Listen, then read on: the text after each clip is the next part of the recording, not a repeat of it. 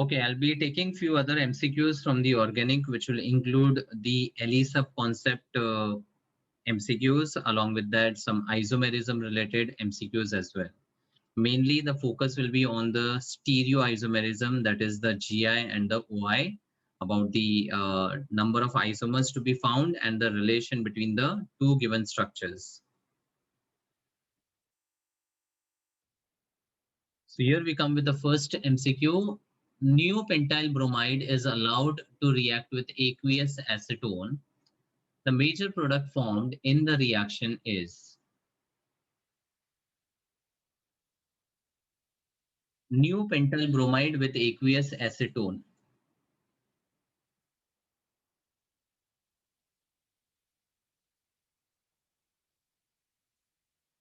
Yes, Second option. very good. Why? So because it's a tertiary compound, so substitution will take place S1, and then there'll be shift, methyl shift. Hmm. So tertiary alcohol. Okay. Now, first of all, neopentyl bromide is a primary bulky substrate. Primary तो है ही, लेकिन the primary carbon is bonded to a tertiary butyl group. So neopentyl is a primary bulky substrate. Now, when you talk about the reaction with aqueous acetone, now acetone is a polar aprotic solvent. Polar aprotic solvent. So aprotic solvent generally favors which mechanism? Polar SN2. aprotic solvent, SN2. But neopentyl bromide, though it is primary, will never ever undergo SN2.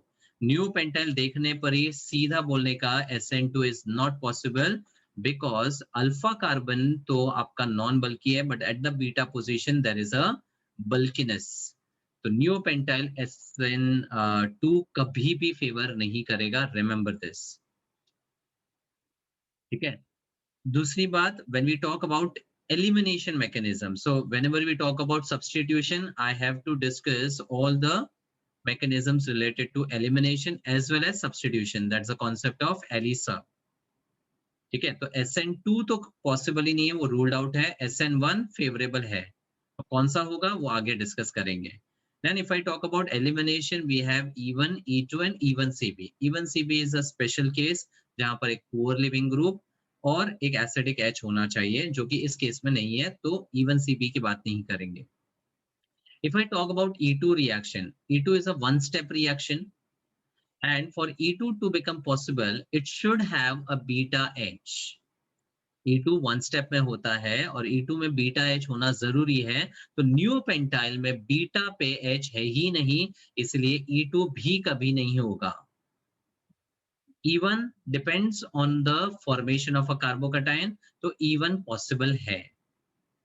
मतलब न्यूपेंटाइल बहुत specific substrate है ये. न्यूपेंटाइल will never ever undergo SN2 और E2. तो आपके पास दो ही option सोचने के लिए होने चाहिए, SN1 या E1. Now, aqueous acetone मतलब यहाँ पर water will act as a polar protic solvent, and the polar protic solvent would actually be undergoing the solvolysis reaction. And solvolysis is a reaction which always favors the SN1 mechanism. अब यहाँ पर E1 कब सोचना है? E1 should be thought whenever there is heat associated with this same substrate, because heat always favors the elimination mechanism. ठीक है, तो ये in-depth analysis होना चाहिए for this particular question. So finally, neopentyl bromide undergoes the solvolysis using SN1, and the moment you think about SN1, there's a formation of a carbocation which will undergo a rearrangement via 1,2 methyl shift, wherein the primary carbocation changes into a tertiary carbocation. And then there is an attack of water which will act as a weak nucleophile in this reaction. Water एक weak nucleophile का काम करेगा, तो finally oxygen के through attack करेगा, deprotonation हो जाएगा, and there will be formation of a tert pentyl alcohol, third pentyl alcohol. मतलब अब अगर ये कॉन्सेप्ट नोन है तो just by looking at the option you should be able to get to the correct answer directly. और मान लो अगर even mechanism होता तो ये कार्बोकटाइन के बाद there would be a beta elimination possible. तो यहाँ से H एलिमिनेट होता, carbons would be joined by a double bond and you would have got this alkane if E1 reaction was favorable. Is that clear? Yes, sir. Next, in the following reaction, the most probable product will be. Now, there is a Fischer projection given with two chiral carbons and the nucleophile is OH negative. The mechanism is already mentioned, SN2. तो यहाँ पर the OH negative will substitute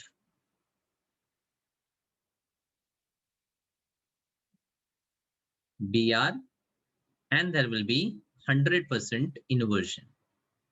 Now Fischer projection में inverted product कैसे find करना है, उसके लिए simply whenever there is Fischer projection and concept of optical activity या enantiomerism applicable, you have to just follow the RS configuration. अब RS कैसे identify करना है उसका शॉर्टकट ट्रिक है, पहले तो प्रायोरिटीज दो and if the fourth priority is on the horizontal then you have to reverse your answer, vertical पे है तो एज इट इज, मतलब मेंटेन करना है। ठीक है, तो यहाँ पर bromo is having the higher priority first, then comes this carbon and then comes the carbon with H3। ठीक है, तो ये 1, ये 2 और ये 3 तो घूम रहा है anti clockwise, but fourth priority आपका हॉरिजॉन्टल है तो होगा R. आर। आर घूम रहा है एंटी क्लॉकवाइज, होगा आर, उल्टा कर देना है। और यहाँ पर this carbon will have the higher priority first, then ethyl, then methyl, तो ये घूम रहा है क्लॉकवाइज, होगा उल्टा, that S. is S. Now if your substrate is having RS configuration after the SN2, what will be the product का configuration? SR. Now that's a big mistake. It's a blunder. It won't be SR. The substitution is happening at which chiral carbon? DR. So The SS. R1. हाँ. So ये second chiral carbon तो affect ही नहीं हो रहा है. मतलब after the inversion, the final configuration will be SS. Now remember, this is a very common mistake. इसलिए मैंने question specifically दिया है. SN2 में जो chiral carbon affect हो रहा है उसी का 100% inversion होगा. The other has to retain. और ये चाहे चेन वाले स्ट्रक्चर में दो या फिशर प्रोजेक्शन में दो, कॉन्सेप्ट नहीं बदलेगा. It is remaining the same. अब करना क्या है, आपको चारों में एसएस कॉन्फ़िगरेशन आइडेंटिफाई करना है and that would be your correct answer. ठीक है, एक क्विकली चेक कर लेते हैं. So this is first priority, second, third, घूम रहा है एंटी क्लॉकवाइज, होगा आर. तो ये हमें तो नहीं होगा आंसर. दिस इज 1, 2 एंड 3, घूम रहा है क्लॉकवाइज, होगा एस. और ये वाला अरेंजमेंट आप देखोगे तो एग्जैक्टली आइडेंटिकल है. So I need not again check it, this is definitely S and that's why the answer is 2. Got it?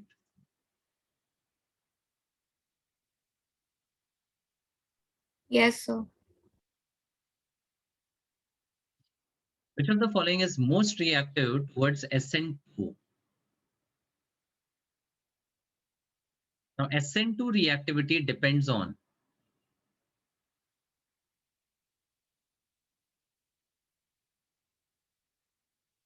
all are benzyl chloride. सब बेंजाइल क्लोराइड है, खाली डिफरेंस सब्स्टिट्यूटेड ग्रुप्स में. There is a methyl, there is a chloro and there is a nitro. Fourth one. EWG Nitro. on. Very good. So मेरा basic कहने का मतलब क्या है, important to the point concept क्या है, WG. SN2 का reactivity depends on electron deficiency of carbon attached to the leaving group. carbon attached to the leaving group.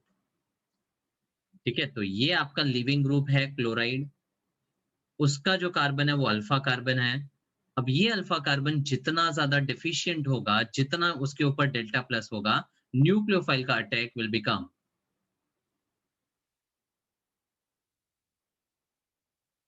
easy. So SN2 का reactivity is simply dependent on deficiency of the carbon attached to the leaving group, and the deficiency can be further enhanced with the attachment of the EWG, and that's why the correct answer is 4. ठीक है, तो ऐसा नहीं है कि अगर आपके पास एक बल्की सबस्ट्रेट है तो वो कभी भी SN2 फॉलो नहीं कर सकता। इनफैक्ट अगर मेरे पास बेंजीन है, कार्बोनाइल, उसके बाद CH2 एंड Cl है, और दिखने में this substrate is quite bulky, but this is the best SN2 substrate, a very very good SN2 substrate. Reason, to the alpha carbon there is a EWG. strong Increases EWG which is deficiency. directly bonded। अब direct bonding होने की वजह से यहाँ पर electron density काफी हद तक ये विड्रॉ कर देगा, due to which the deficiency on this carbon would be very high. इसीलिए attack of the nucleophile here would be very easy. तो कोई भी अल्फा कार्बन पे अगर डायरेक्ट EWG है ना, वो बहुत ही अच्छा SN2 सबस्ट्रेट माना जाएगा। This is one of the very common example for the SN2 substrate. ठीक है, तो चारों का मतलब E1, E2, SN1, SN2 चारों का एक डायरेक्ट स्टेटमेंट है जिसके ऊपर you can analyse the reactivity. जैसे SN2 is dependent on electron deficiency of carbon attached to the leaving group. SN1 and E1 both have the reactivity decided by carbocation stability. बस SN1 और E1 कभी भी आए, आपको सिर्फ carbocation और rearrangement सोचना है। That is the simplest of the thing you can think about. And बचा E2. The E2 reactivity depends on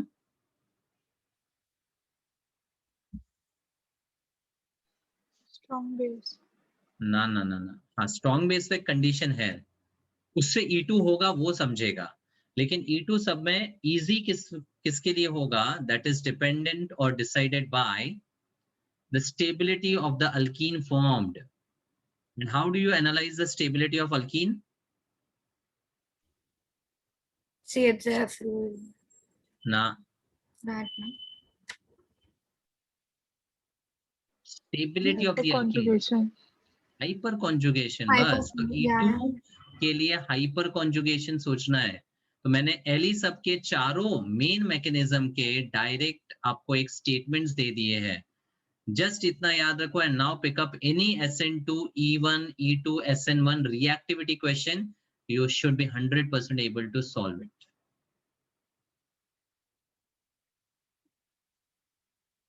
Which one of the following is most reactive for E1 reaction? What will you check? Carbocation. So BR निकालो, यहाँ पर you get a tertiary alkyl carbocation. You should be speaking it specifically, tertiary alkyl. Next कौन सा है? Primary benzyl. Benzyl. Tertiary benzyl. Very good. Tertiary. Next.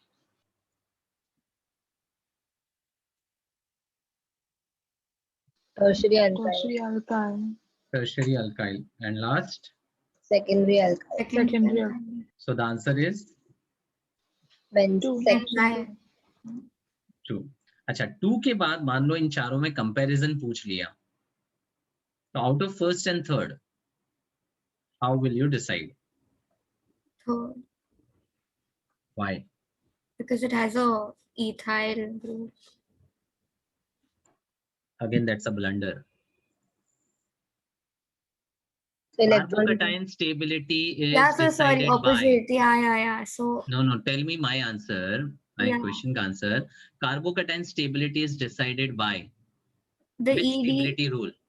EWG should ना be. ना ना ना ना ना, गलत डायरेक्शन में जा रहे हो। Out of RHI, which is the first preferable concept to be used for analyzing stability of carbocation? Resonance. But Do we have resonance over here? No. No. No. Next, Hyperconjugation. do we have hyperconjugation here? No. Of course, yes. Hyperconjugation का condition क्या है? Yeah, sir. sp3 Yes. carbon adjacent to sp2 sp2. carbon. And जो sp3 carbon होता है वो alpha होता है. And जितने अल्फा H होंगे उतने hyperconjugating structures. Yeah. So carbocation, alkene and carbon free radical all are understood with the help of hyperconjugation. क्योंकि सब में ये वाली condition satisfy होती है. Stick to the basics, please. Stick to the basics. That is important.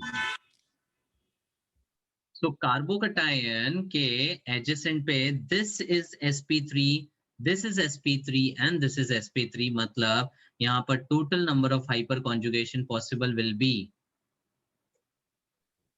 8. 3 plus 3 plus 2, that is 8 8. alpha. और ये ethyl group क्या होता है? CH2 CH3. How many alpha here? 7. Yeah. That's it. Now you can decide.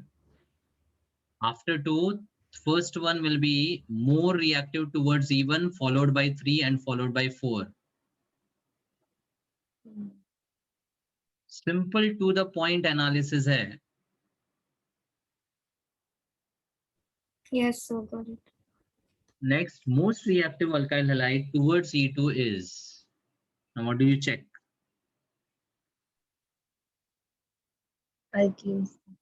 Stability of the alkene via hyperconjugation. बस इतना याद रखो. अब looking at the first option, सबसे पहले आपके दिमाग में क्या आना चाहिए? Just have a look.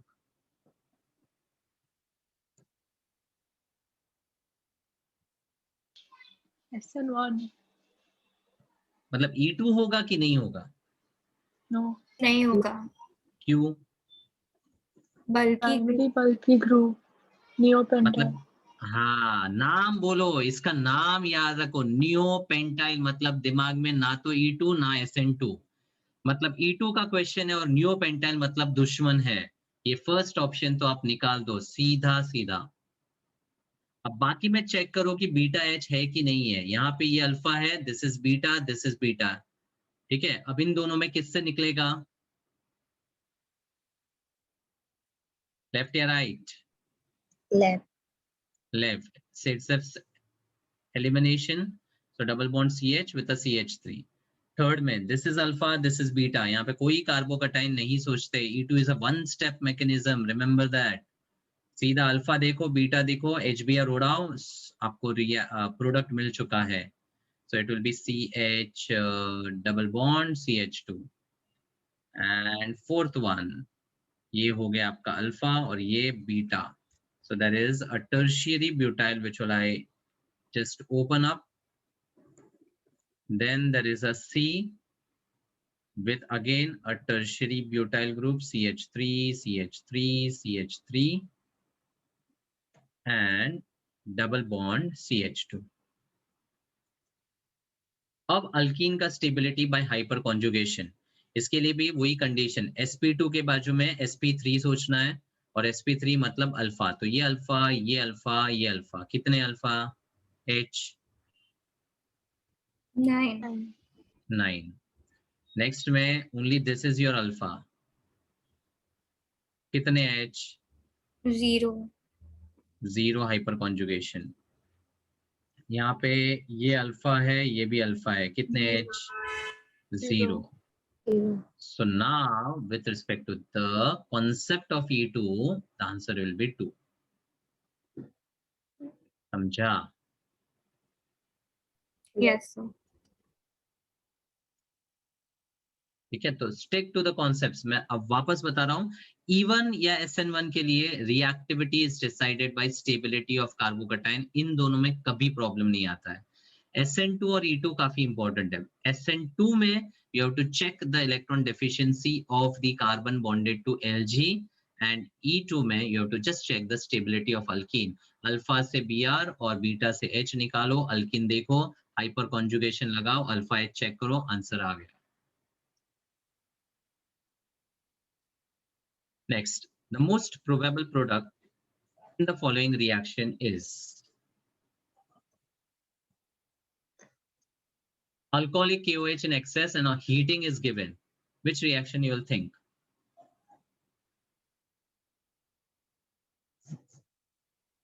E2. E2. E2, super. अब E2 में एक और कॉन्सेप्ट था that E2 elimination is a trans elimination. मतलब जो डिपार्टिंग ग्रुप है यानी लिविंग ग्रुप और जो H है they should be trans with respect to each other. अब ये Br out of the plane है, इसके बाजू में आपके पास दो H है लाइक दिस, राइट? और यहां पर भी मैं ड्रॉ कर सकता हूं, मेरे पास दो हाइड्रोजन है विच आर लाइक दिस. ठीक है. अब if I have the E2 mechanism applicable here and the Br is eliminated with a dark wedge, then the H has to be eliminated from trans. मतलब क्या, अगर ये dark पे है तो H should be -1. Dashed wedge. dashed 1, तो ये H यहां से निकलेगा. फिर अगर ये Br डार्क पे है तो H has to be from the dashed 1, मतलब यहां से. यानी एक डबल बॉन्ड मुझे यहां पर मिलेगा, एक डबल बॉन्ड यहां पर मिलेगा. In either of the case they will be always placed alternate, and out of the options you can see first is the correct answer. Next, CHCl2 CF3 OD negative D2O excess and heated, possible product is R. Can you think about any special mechanism here?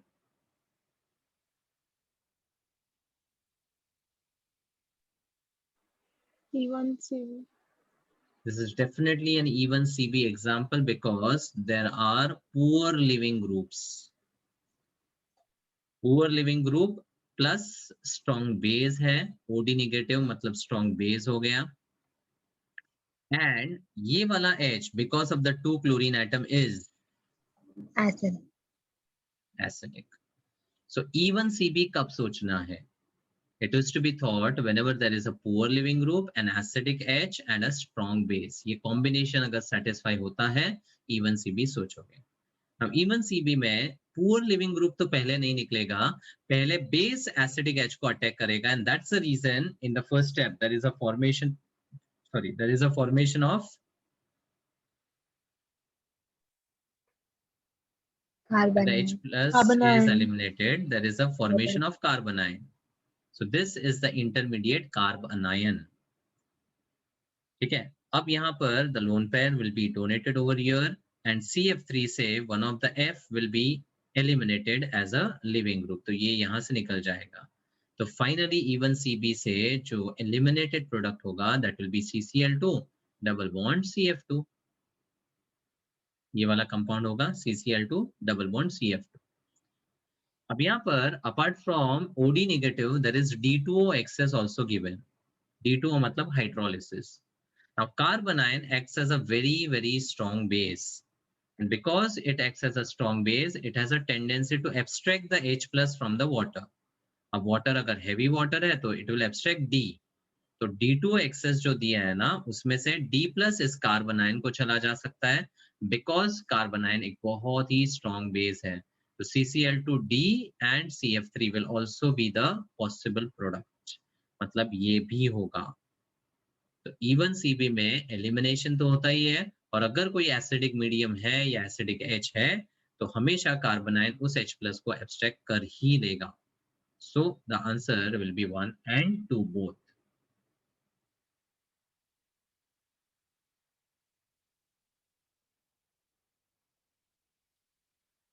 Next, total number of 2-degree amine isomers of C4H11N would be only structural. Now isomers can be structural or stereo. अगर यहाँ only structural mention ना किया हो तो आपको structural stereo दोनों identify करके total isomers का बात करना होगा. मैं आपको एक जनरल फॉर्म में ही बता देता हूँ सो दैट कोई भी तरह का क्वेश्चन आए you should be able to handle it. First of all, C4H11N represents a molecular formula CN H2N plus 3N. And this is the molecular formula representing a primary amine, secondary amine, and a tertiary amine. Now, isomers ढूंढने के लिए, I always say simple two statements. To find the isomers, first, Separate the functional group and then super. arrange the alkyl. Separate the functional group and represent the remaining carbon as alkyl. तो primary में separate the functional group as NH2. amino NH2 and remaining carbon from the molecular formula are C4H9. 4. तो C4H9 and जैसे ही butyl दिखा, how many isomers possible? 4. N isosectoid. तो 4 primary structural isomers हो गए. अभी तक मैंने स्टीरियो की बात नहीं की है. उसके बाद सेकेंडरी में separate NH. And now the remaining carbon are 4, which has to be distributed into 2 parts. तो 4 चॉकलेट 2 में कैसे बांटना है? 2 and 2, 3 and 1. 3 and 1. 2, 2 and 3, 1. Now 2, 2 मतलब ethyl-ethyl combination can have only one isomer, but propyl-methyl can have 2. N-propyl isopropyl combination. Then for tertiary separate N. a nitrile group. And now 4 carbon को 3 में बांटो. 1 4 1 divided into 3. 1 1 2. और कोई possibility? No. नहीं. तो total एक ही isomer आएगा. ठीक है. तो अगर स्ट्रक्चरल आइसोमर्स पूछा जाए, टोटल की बात कर रहा हूं. टोटल मतलब primary plus secondary plus tertiary. Individual पूछा तो भी कर सकते हैं. Total will be 8. Now let's talk about the stereo. Now stereo में will there be GI possible?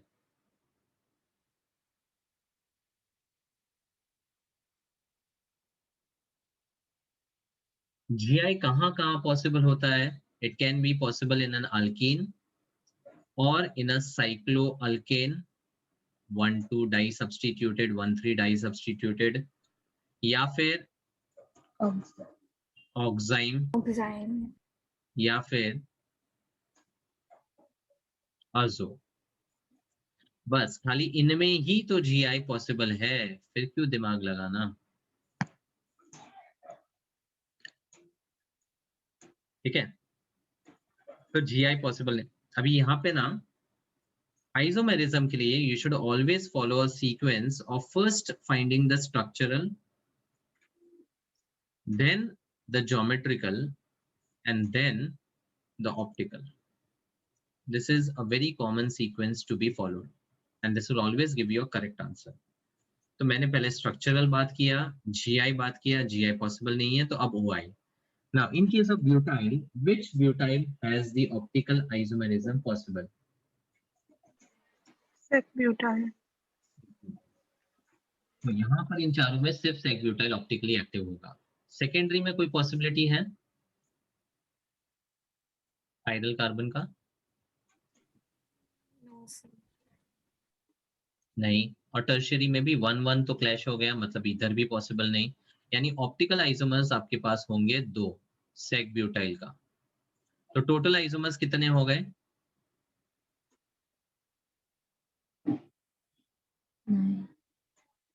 9. 1 will be common. So coming back to the question, total number of 2 degree amine isomers will be, तो 2 degree के total isomers यहाँ पर structural पूछा है तो 3, और total भी पूछा होता तो भी 3 होता, क्योंकि उसमें कोई भी स्टीरियो आइसोमेरिज्म पॉसिबल नहीं है. Next, how many structural isomers of all the tertiary alcohols with the molecular formula C6H14O?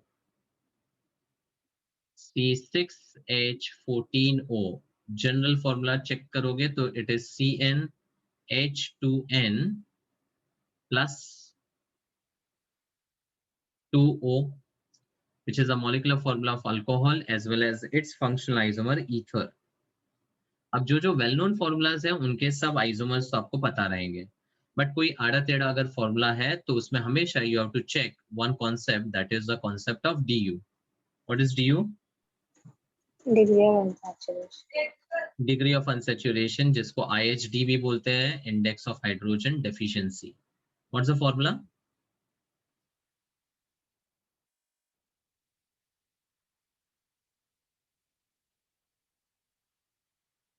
Very basic thing to remember. DU का फॉर्मूला, it's twice the carbon plus 2 minus hydrogen minus halogen plus nitrogen divided by 2. अगर इस formula के लिए check करें तो twice the carbon 12 हुआ, plus 2 14 minus H 14, halogen nitrogen नहीं है और 14 माइनस 14 0 हो गया, मतलब DU इस केस में 0 है. इसका मतलब it's a complete saturated compound, there is no unsaturation possible. ठीक है, तो ये सारे कॉन्सेप्ट्स एनालिसिस आपको आने चाहिए. ठीक है, अब क्वेश्चन आपसे पूछा है स्ट्रक्चरल टर्शियरी आइसोमर्स. तो टर्शियरी अल्कोहल मतलब what is the first thing you will write? Tertiary alcohol, tertiary मतलब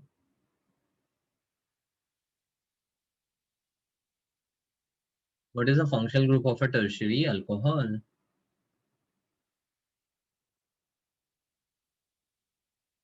How do you write a primary alcohol? CH2OH. Secondary, CHOH. tertiary. COH. So that's the same thing I asked. Tertiary alcohol would be represented as COH. ये हमने functional group लिख दिया. अब remaining carbon कितना? 5. 5. अब 5 को 3 में बांटो. What are the possibilities? 2, 2, 1, 1, 1, 3. 1. That's it. 2, 2, 1 में एक पॉसिबल होगा, 1, 1, 3 में 2 पॉसिबल होगा, टोटल टर्शियरी अल्कोहल्स होंगे 3. और इसमें भी कोई ऑप्टिकल आइसोमेरिज्म नहीं आएगा, because the simplest alkyl which can show optical activity sec butyl, उसके पहले कोई भी अल्काइल में ऑप्टिकल एक्टिविटी नहीं होता है. ठीक है, next, the following two compounds are. Now the relation is asked between the two structure. ये तो बहुत सिंपल है, just looking at the structures you should be able to answer.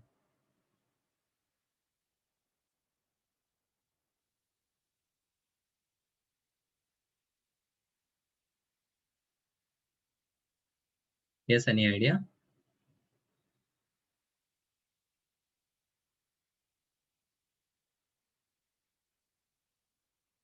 The vertical line has methyl and ethyl, which is fixed. If you look at HH and OH,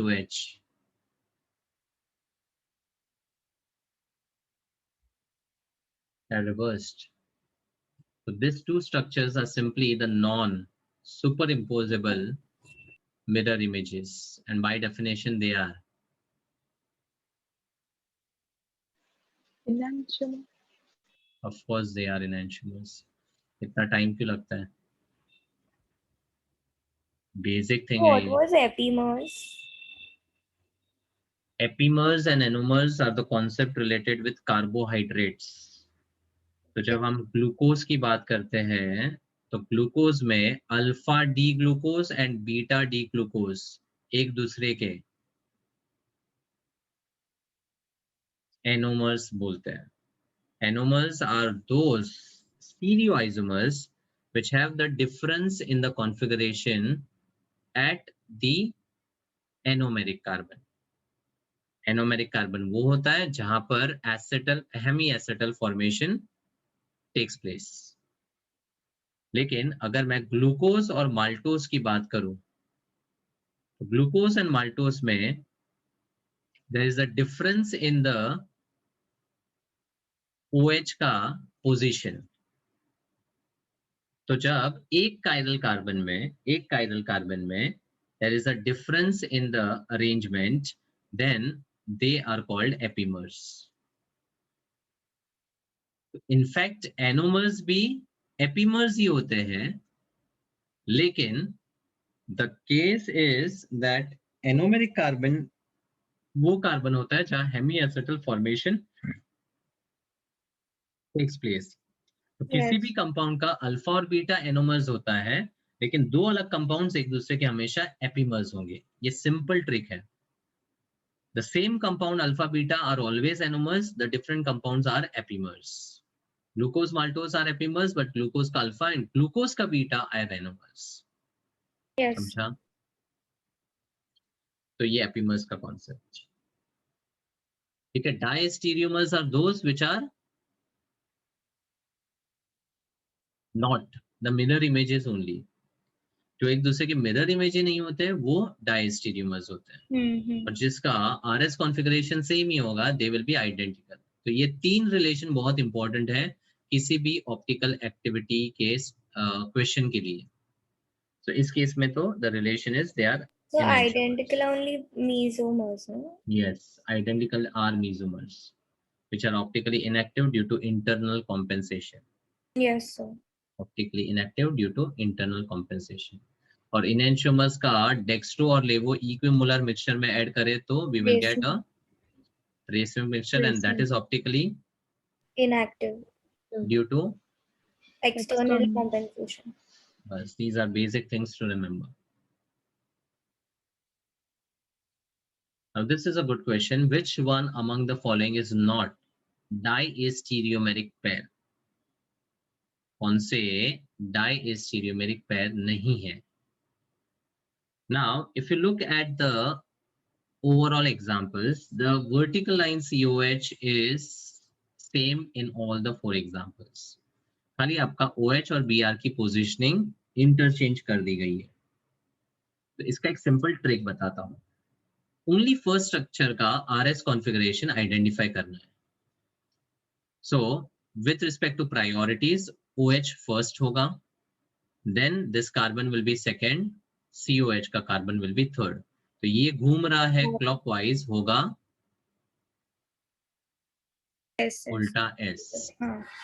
फिर यहाँ पर Br will get the priority followed by ऊपर वाला अब ऊपर वाले carbon में H है, कार्बन है, ऑक्सीजन है, और इस कार्बन पे ट्रिपल ऑक्सीजन है ना. COH मतलब C डबल O और O ऐसा बोलते हैं ना. तो इसका सेट ट्रिपल O का बनेगा और इसका H कार्बन और ऑक्सीजन का बनेगा. राइट? आता है समझ में? Yes, sir. तो इस Br के बाद this is second priority and this is third priority. मतलब ये भी घूम रहा है क्लॉकवाइज, होगा S. Now, once you identify the first structure का configuration, look at the second one. Second में इस chiral carbon का position change हुआ है. मतलब ये अगर S है तो this has to become R, and इस वाले कार्बन को सेम है तो ये S है.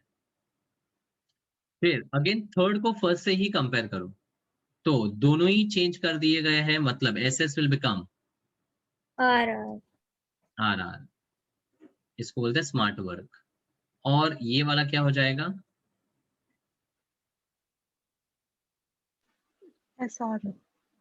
SR. Now diastereomers के लिए one configuration has to clash. One configuration has to clash. That's the trick. बोलो. Option 1 is the answer. Because if you look at 1 and 3, SS and RR एक दूसरे के क्या होंगे?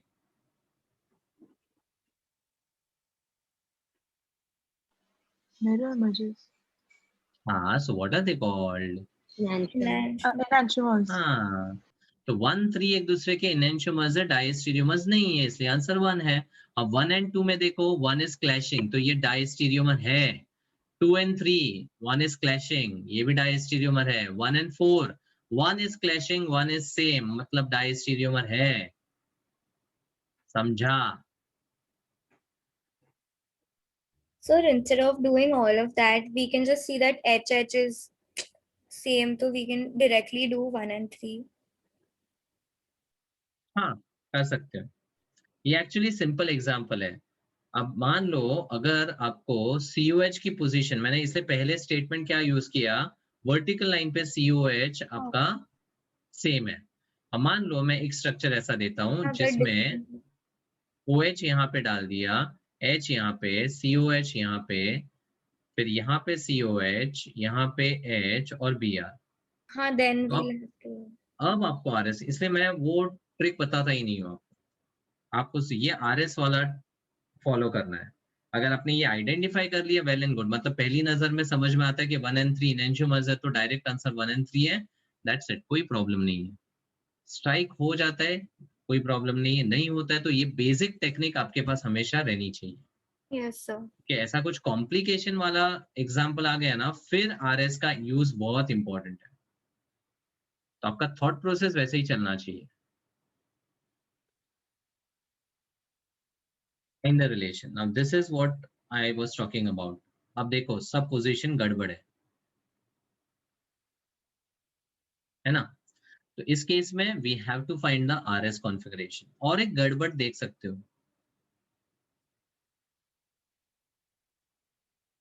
if you look at the COH position in A and the COH position in B, क्या बोलोगे?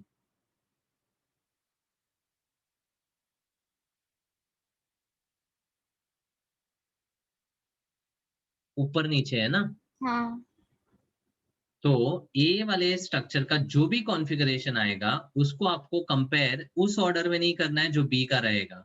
हाँ. You have to reverse it and compare, क्योंकि COH नीचे होना चाहिए ना, तभी तो कंपैरिजन करोगे। अब देखो इसमें ब्लंडर क्या हो सकता है बताता हूँ। पहले तो RS आइडेंटिफाई कर लेते हैं। सो दिस इज 1, 2 and 3 घूम रहा है क्लॉकवाइज होगा S। दिस इज 1, 2 and 3 घूम रहा है एंटी क्लॉकवाइज होगा R। समझा? This is 1, 2 and 3, this is घूम रहा है एंटी क्लॉकवाइज होगा R। ये 1, 2, 3 घूम रहा है एंटी क्लॉकवाइज होगा R। बराबर? अब दोनों R है इसलिए कोई प्रॉब्लम नहीं है। So in मान the लो, हाँ so in the lower one, the H is on the vertical, so we won't opposite it. हाँ, सॉरी, तो घूम रहा है S होगा. ठीक, ऐसे ही होगा। तो अब यहाँ पर ये SR को if you compare with RS, then you will get the answer as SR with RS Non-humors. enantiomer, but that is not correct. बोलो क्यों?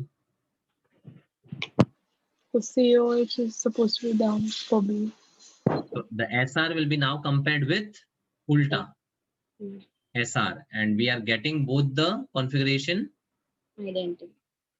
So the answer is not enantiomer, the answer is identical. So here you choose meso identical.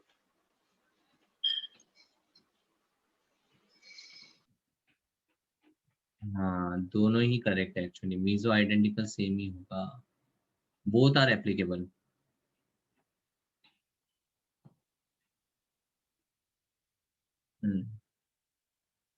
ठीक है, but समझा? तो RS का application बहुत easy कर लेता है ये क्वेश्चंस को।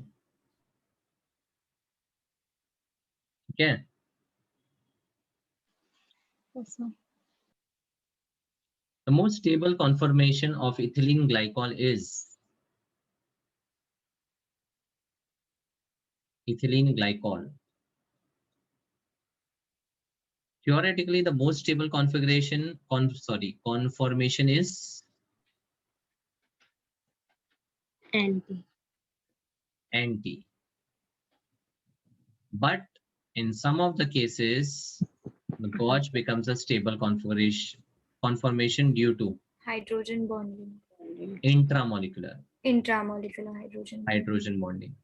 तो जब यहाँ पर दो OH groups at an angle of dihedral angle of 60 degrees होगा, then it will be the gauge conformation, and they become stable due to the intramolecular H bonding. तो इथिलीन ग्लाइकॉल है या फिर यहाँ पर NH2 ग्रुप हो या कोई ऐसा ग्रुप जैसे फ्लोरो हो जो H बॉन्ड बना सकता है with in the molecule, they always will have the COH as the most stable conformation.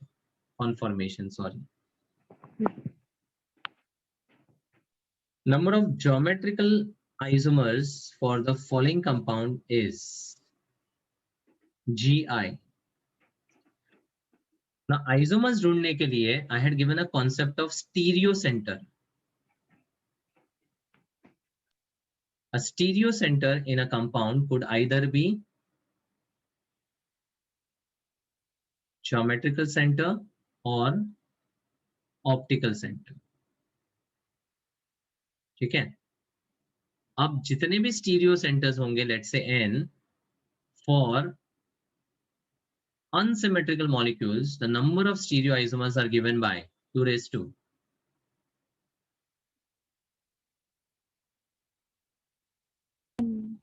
number of stereoisomers will be equal to 2 raised to n.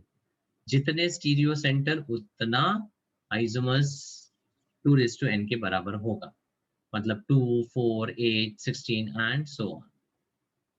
ठीक है, अब will this double bond in the compound show geometrical isomerism?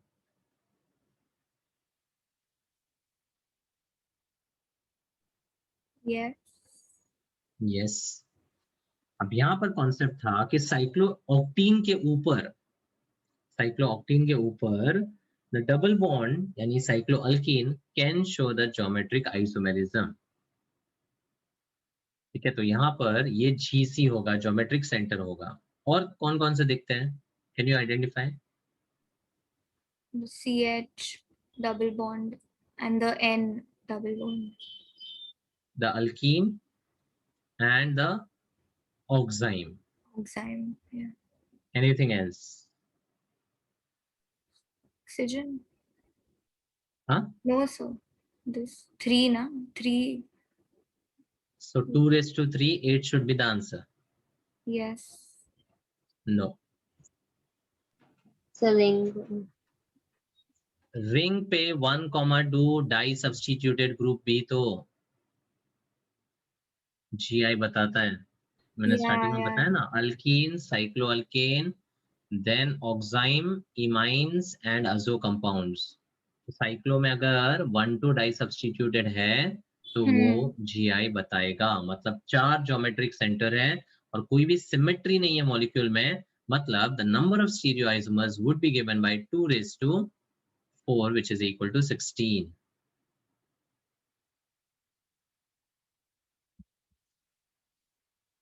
Which of the following will form only one oxime on reaction with NH2OH? The given options are aldehyde or a ketone.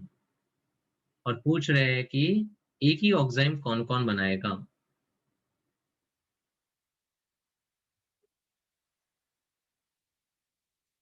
अच्छा, tell me, when a carbonyl group reacts with H2NOH, hydroxylamine, what does it form?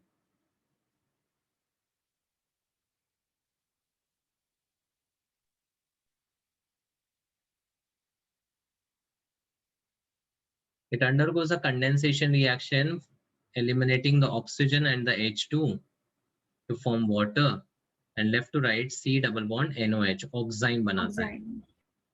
अब ये oxime में based on the OH and the lone pair का position, it can either have the syn isomer or anti isomer, जो कि geometric isomers थे. तो ये geometric isomers कब बनेंगे? When this carbon is bonded to 2 different type of substituents. मतलब यहाँ पर कार्बोनाइल में जब 2 डिफरेंट सब्स्टिट्यूएंट्स होंगे तो वो 2 अलग ऑक्साइम देंगे, एक सिन वाला, दूसरा एंटी वाला. लेकिन अगर ये सब्स्टिट्यूएंट सेम हो गए तो it will never ever show the GI. Understood? yes. So for the first compound, is the carbonyl having different substituents? Yes. Yes, तो ये दो ऑक्साइम बनाएंगे. बेंजल्ड ऑक्साइम कैन बी सिन और एंटी. Next, Same. Same. एक ही oxime बनाएगा because left side पे देखो CH2 CH2 CH2 CH2 और CH2 ये सब क्लैश हो रहा है, मतलब ये सेम ही एक ही कंपाउंड देगा. Next, One. एक ही देगा. Only one. Next, 2 compounds. 2 देगा क्योंकि यहाँ पे पैरा पे Cl है और ये मेटा पे Cl है, Yeah. तो ऑब्वियसली अलग है position. So only one oxime कौन कौन देगा? 2 and 3. Option 2 will be the answer. Clear? Yes. Then the formula C3H6O2 represents. What does this molecular formula represent in general? Acid and ester. Aldehyde. Acid and ester. So CnH2 and O2 में 3 carbon अगर है तो it can represent a 3 carbon propionic acid. या फिर ester में it can represent a formate ester with ethyl group. Or it can represent an acetate ester with a methyl group. और कोई possibility?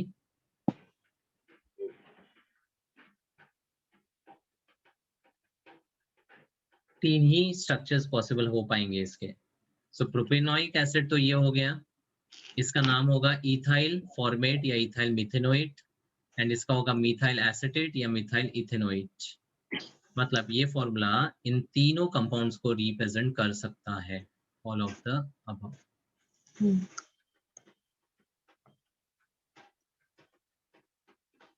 This should be simple now. Total number of stereoisomers of compound is.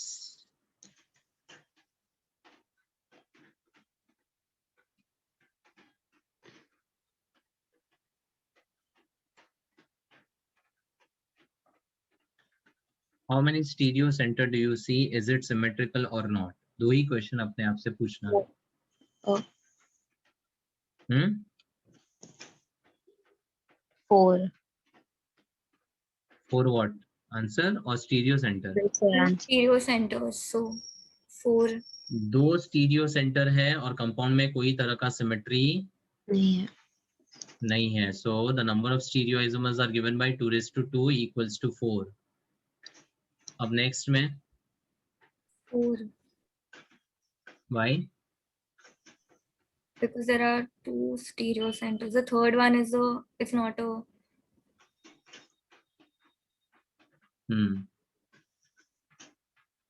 So यहाँ पर this one is a stereo center, this one is a stereo center.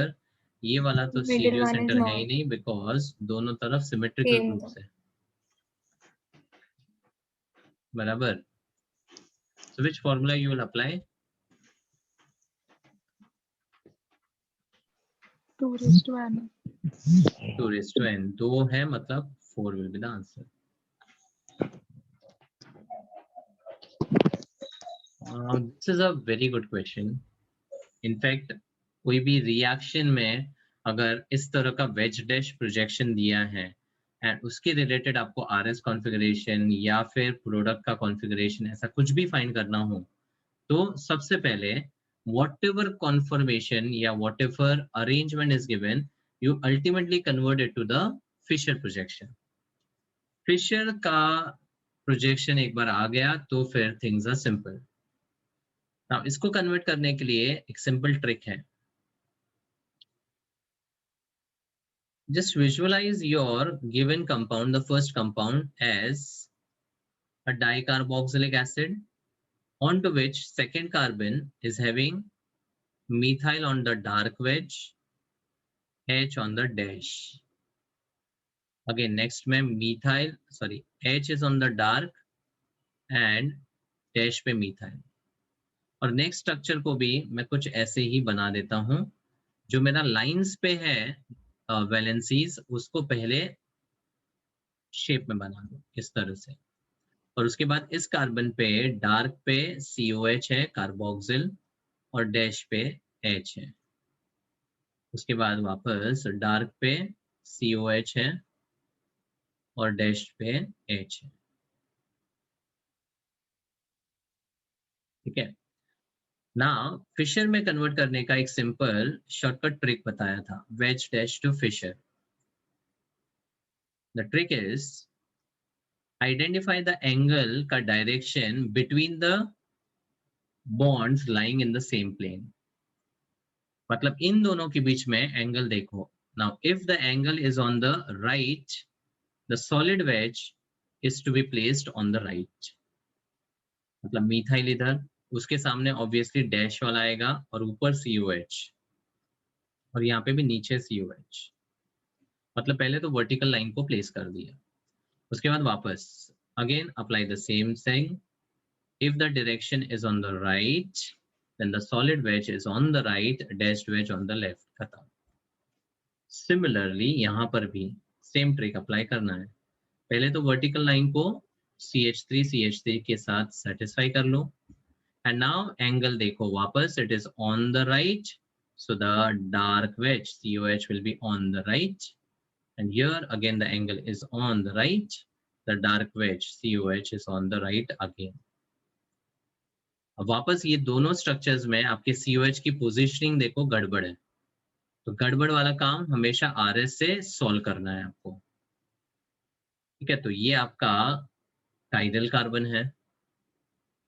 Now this carbon is having carbon, carbon and hydrogen, and this carbon is having 3 oxygen. तो इसकी priority ज्यादा। फिर नीचे वाला carbon and फिर methyl घूम रहा है, एंटी क्लॉकवाइज होगा R, again COH, then this carbon, then methyl घूम रहा है, एंटी क्लॉकवाइज होगा R। फिर यहाँ पर चेक करते हैं, तो this is first, second and third घूम रहा है clockwise S, this is first, second and third 1 2 and 3 घूम रहा है, एंटी क्लॉकवाइज होगा R। क्या रिलेशन है? Diastereomers. Yes. This is how you solve the questions in the simplest manner. Fischer projection में कन्वर्ट करो, RS को आइडेंटिफाई करो, एंड कोई भी क्वेश्चन आने दो, चाहे वो इनेंशियोमर्स हो, डायस्टीरियोमर्स हो, आइडेंटिकल हो, you should be able to recognize it very easily. Next, which of the following biphenyls is optically active? Now, there was a condition that biphenyl में, if it is a ortho disubstituted group, diphenyl, then it will be optically active. That's why the answer is A. एक तो diphenyl का concept था और दूसरा क्यूमुलिन्स वाले concept भी बताए थे। Yeah. Odd and even. हाँ, तो उसका स्टेटमेंट था cumulenes with odd number of double bond show. Optical. नहीं, GI. So ऑड GI बताता, ऑड से OI नहीं, याद रखो, ऑड से OK, ऑड से OI नहीं, ठीक है। और इवन शोज OI। और फंडा सिंपल था, the odd number of double bond वाला cumulenes is actually planar, and planar होने की वजह से वो GI बताता है। But even number of double bonds होगा ना तो वो नॉन प्लेनार हो जाता है, और आउट ऑफ द प्लेन होने की वजह से वो OI बताता है। पर इतना ही ध्यान में रखना है, मतलब अगर मेरे पास H2C double bond C double bond C double bond CH2 है, ठीक है, और ये ग्रुप सॉरी डिफरेंट होने चाहिए, मतलब यहाँ पर H और मिथाइल ले लेते हैं और यहाँ पर H और मिथाइल ले लेते हैं। क्या बोलोगे इसमें? What will it show?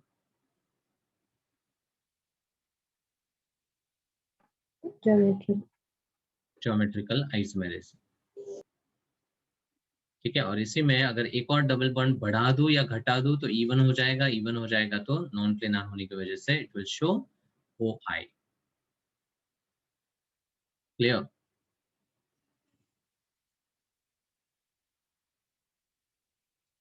Next, if optical rotation produced by the given compound is plus 36 degree, then that produced by the other compound is, कैसे सॉल्व करेंगे?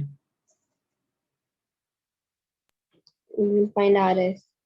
बस RS से काम इजी, तो let's do it. Chlorine is first, second third घूम रहा है clockwise होगा S. Chlorine first second third घूम रहा है क्लॉकवाइज, तो ये भी S. अब यहाँ चेक करते हैं 1 2 3 घूम रहा है एंटी क्लॉकवाइज होगा R. 1 2 3 घूम रहा है क्लॉकवाइज होगा S. रिलेशन क्या है दोनों में? Diastereomers है. And also you can observe that the molecule is having a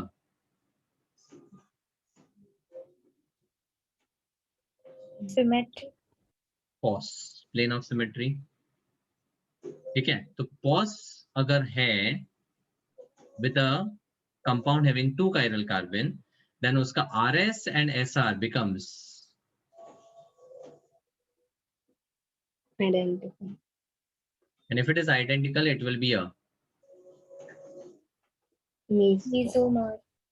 and if it is meso it will be optically. Inactive. So what will be the optical Zero rotation degree. produced? अब मुझे बताओ -36 वाला answer कब आता? For what configuration? RR. RR के लिए आना चाहिए. और +36 SS. SS. तो चारों केस हो गए ना, RR SS SR RS. पॉस है तो SR RS तो आइडेंटिकल हो जाता है. पॉस ना होता तो वो दोनों अलग अलग स्टीरियो आइसोमर्स काउंट करने पड़ते हैं. इसलिए ऐसे स्ट्रक्चर्स में how many number of stereoisomers you count total when there is a POS?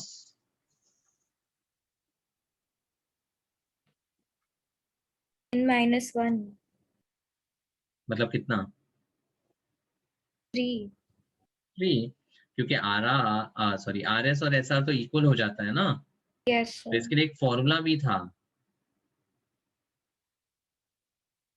Formula पता है? 2:n तो नॉर्मल स्टीरियो आइसोमर्स का फॉर्मूला है. बट अगर सिमेट्री है देन -2n/2 - 1. ये था अपना E1 के लिए. E1 with symmetry. अब ऑड सिमेट्री के साथ अगर रहेगा ना तो उसमें 2 केसेस था. क्या केस था? Optical and For GC and OC. Middle वाला सेंटर क्या है, GC है कि OC है? अगर GC हो तो फॉर्मूला क्या लगाते हैं? 2:n - Same. 2:n - 1. 2:n - 1/2. The whole bye 2. अब इसमें फर्क देखो, n/2 -1 है, यहाँ n-1 द होल बाय 2 है ना. और ऑप्टिकल सेंटर होगा तो 2:n N-1. N-1. बस. तो सिमेट्री अगर ना हो तो 2:n. अगर सिमेट्री है तो इवन है कि ऑड, वो चेक करो. ऑड है तो वापस पूछो कि मिडल वाला क्या है, GC है कि OC है. बस ये 4 स्टेप्स फॉलो करने हैं to find the stereo isomers. Got it? Yes, sir. That's it. आज के सेशन में मैंने एली सब के कॉन्सेप्ट्स के क्वेश्चंस लिए थे. I talked about the isomerism, mainly focusing on the optical and to some extent geometrical. Stereo wala part is generally difficult or complex for the students. So I have just tried to pick up some of the good questions and explain the concept of stereo with regards to the RS, the relation, and some good questions from there. Yes, sir. I have a question. So in one of the BitSat papers, there was a question that if there's benzene with D2SO4, arrow D2O, what will it give you? That would be a sulfonation reaction. Yes, sir. So I it will marked be- irony, but the answer they gave was benzene with deuterium at all positions. हाँ, okay. D2 access दिया था कि खाली D2O दिया था? Only D2O was written. हाँ, so access देना चाहिए एक्चुअली. अगर ऑल पोजीशंस आप बोल रहे हो then it should be excess. Anyway, see benzene के साथ D2SO4 इज सल्फोनेशन, तो it will give SO3D but then SO3D को अगर वापस आप हाइड्रोलिसिस, पहले H से बताता हूँ, सल्फोनिक एसिड मिलता है सल्फोनेशन के through. Yes, sir. Now if you do the hydrolysis, what happens? The SO3H is a very good living group, so it eliminates with OH and forms the H2SO4 back, giving you benzene with a H. मतलब benzene का sulphonation करने के बाद hydrolysis करोगे तो benzene वापस मिलेगा.